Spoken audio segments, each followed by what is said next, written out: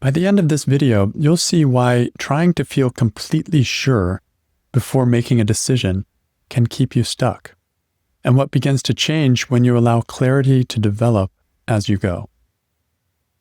In this video, you'll discover what's really driving the need to feel fully aligned before you act, why that sense of alignment can be hard to reach through thinking alone, and how alignment often becomes clearer after you begin, not before.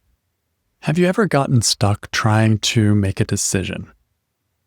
You're looking at two different things, and first you look at the first one, and you can picture it. You can see how you could go in that direction. You can see the steps. And then your attention shifts to the other one, and you can picture that one too. And you can see how it would work, and you can see where it would go. And what happens is you don't move. You stay there for a moment, trying to feel into it. Which one is right? And you're waiting for something inside to settle, but it doesn't always happen.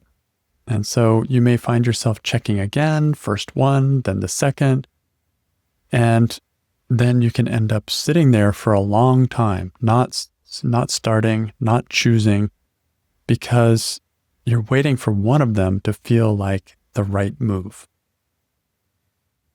What's happening in a moment like this is very subtle. It looks like you're deciding, but underneath that, what you're actually doing is you're searching for a feeling. You're searching for a sense of alignment, like an internal yes that you can say, yeah, that's it. Something that tells you that this is the right choice. And if that feeling were there, then you would just move right into it, and there wouldn't be any hesitation. So the mind starts trying to get there. And so it checks each option, and it compares, and it runs through how each one might go, and it looks for pros and cons, and it looks for anything that might feel off. And the more it does that, the more it finds more variables, more angles, more possibilities. And suddenly you're not choosing between two things, but between two very complex things that have lots of different variables involved.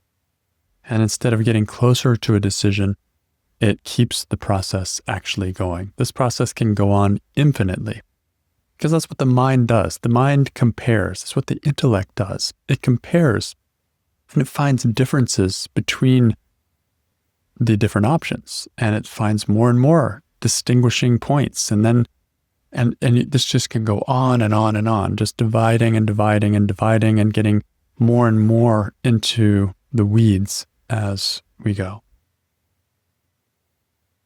So instead of getting closer to a decision, it can feel like the decision is getting pushed further and further away.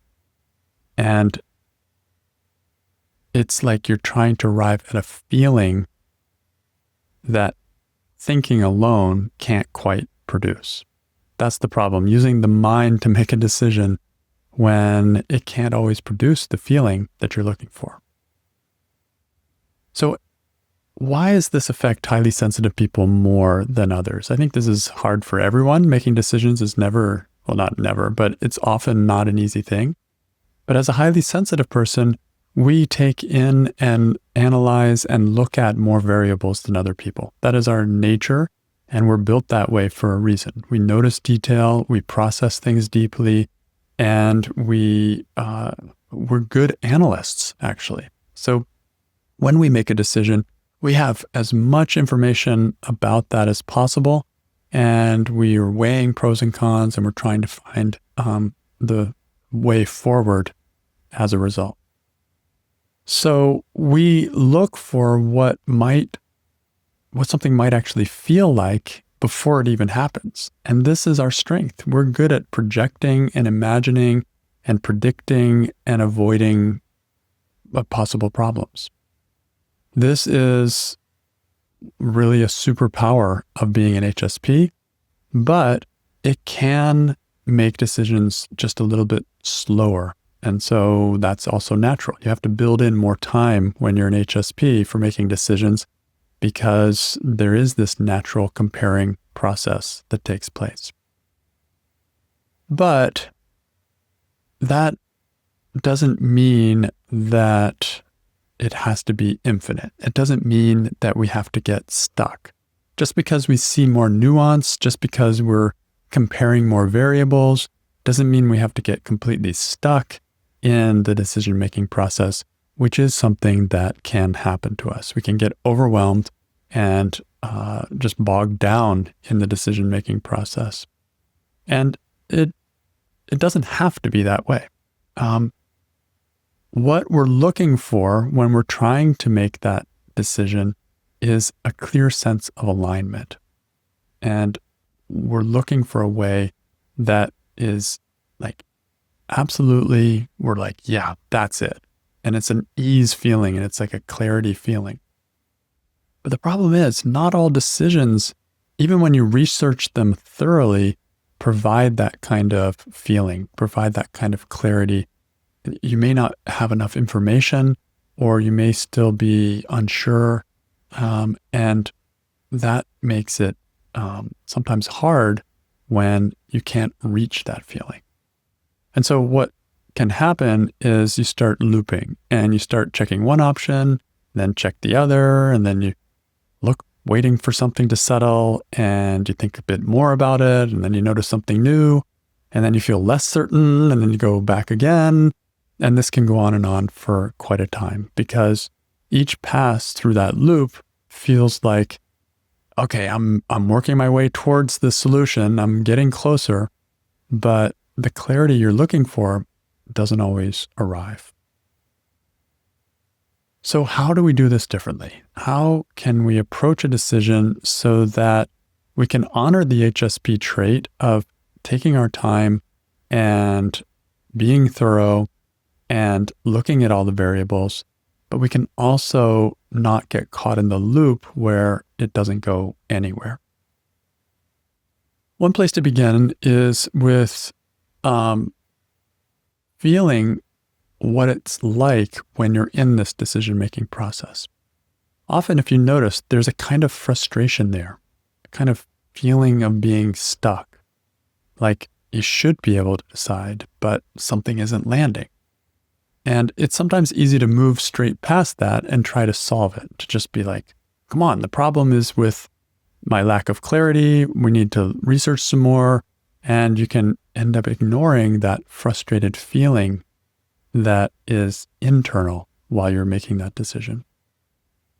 But this is actually a great place to slow it down and to do a little bit of inner work and to look at what's going on the inside, because that may be as important as all the analysis you're doing on the outside. And so the idea is to meet this feeling, this frustration feeling, more directly. Because underneath the frustration, there's usually something you're believing in that moment, something that the mind is just assuming is true that can be causing the feeling of frustration to be there in the first place. Things like, there is a right choice here. I mean, that can get me stuck forever. If I think there's a right choice, then I certainly don't want to make the wrong choice. So I'm going to be really, really looking to see if I can find that right choice. But that's an assumption that there is a right choice, and many decisions don't have a right choice. So this is something that it's interesting to become aware of. What am I actually believing when I'm in this process of making the decision? So other thoughts are like, I should be able to feel it. I should be able to find the right decision. And so instead of trying to push through that, you can just start noticing it, start hearing it, start being aware of the kinds of thoughts that are causing you to get stuck. Like, I have to choose the right one. This has to be, it's going to affect so many things. Like, this is life or death, right? We may not say that, but there's a certain part of us that can be believing that. And that is what can make it very difficult to make a decision. We put pressure on ourselves with these kinds of thoughts. And so if you begin to, first of all, be aware of the thoughts that you're believing underneath the feelings, and then even start to question those thoughts, then that can start to loosen the emotion. And what you find is clarity can start coming in. So that means you can ask yourself, is it really true that there's just one right choice here? Or is it true that you need to feel completely sure before you begin? Or is it true that this is a life or death decision? Is it true that if I choose one and if I choose the wrong one, I'm going to suffer forever?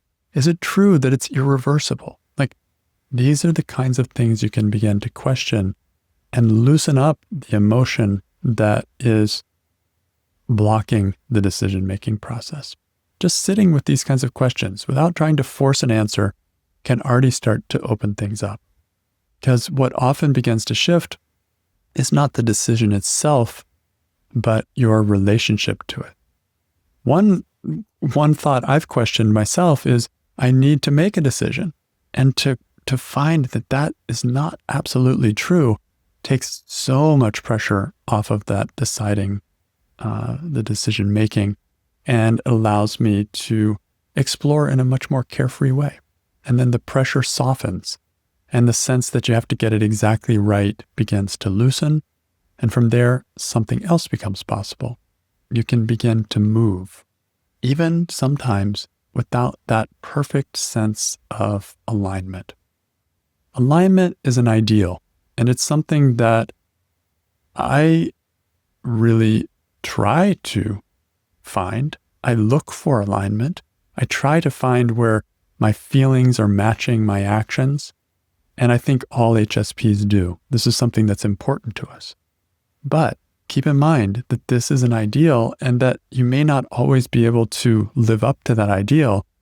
And if you're trying to, when you're unable to, you can end up being frustrated. So who would you be without the idea that you have to find the perfect alignment in making a particular decision? What happens is you can take a step. You can see how it actually feels. You can notice what you learn from just that one step. And you can adjust from there. So instead of waiting for a clear yes before you begin, the question becomes, is this close enough to move forward with? Not perfect, not fully certain, but workable, something you can step into. And as you do that, alignment doesn't disappear, it just shifts. It becomes something that develops as you go, instead of something that you have perfectly lined up before you start. Something that you refine through experience, rather than something you have to fully arrive at before you start. In this episode, we looked at what's really driving the need to feel fully aligned before you act. And it comes from a natural desire for integrity. And as HSPs, we value integrity almost more than anything else. But it can also lean into a little bit of perfectionism, of trying to find that perfect integrity before we actually start. We also looked at what or why that sense of alignment can be hard to reach through thinking alone. And that is because analysis doesn't necessarily yield a feeling of alignment. It just adds more variables. It adds more information. And in the end, that can actually end up being more confusing if you take it too far. And finally, we looked at how alignment often becomes clearer after you begin, not before. And this is by taking action based on good enough alignment. And that way you can get the ball rolling even when you're still a work in progress, when that integrity is still being formed, when that opinion is still being discovered. It can start as something more vague and then become clearer through action and reflection. So the feeling I'm left with today is that even good things like alignment and integrity can be a source of stress if you're too attached to them. By loosening your grip on the idea of perfect alignment, you can find a lot of freedom to explore and discover deeper and deeper levels of alignment over time through diving in and actually taking action.